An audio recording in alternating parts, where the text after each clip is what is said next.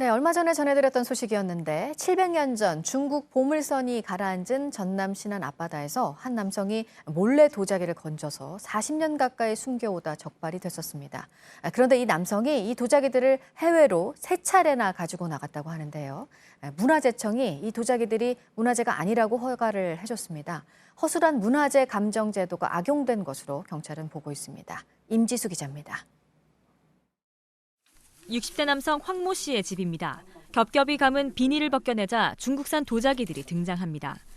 당시 황 씨 집에서 발견된 도자기 중 57점은 중국 송나라와 원나라 시대 유물들이었습니다.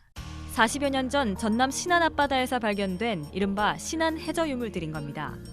1323년 중국 도자기와 그릇 수만 점을 싣고 일본을 향해 가던 무역선이 신안 증도 앞바다에 가라앉았습니다. 이 보물선의 존재는 1975년 한 어부의 그물에 도자기가 걸려 올라오면서 알려졌습니다. 당시 정부가 수중 발굴 작업으로 건져 올린 유물만 2만 2천여 점. 그런데 당시엔 야간 잠수부를 동원한 도굴 작업도 기승을 부렸습니다. 이후 매장문화재 관련법이 만들어지면서 관련 유물을 도굴하거나 해당 유물임을 알고 보관만 해도 형사처벌 대상이 됐습니다. 경찰은 황 씨가 신안 해저 유물인지 알면서도 이를 보관한 것으로 보고 사건을 검찰에 넘겼습니다. 그런데 정작 황 씨는 문화재인지 몰랐다는 입장입니다. 제가 과연 잘못한 게 뭐가 있습니까?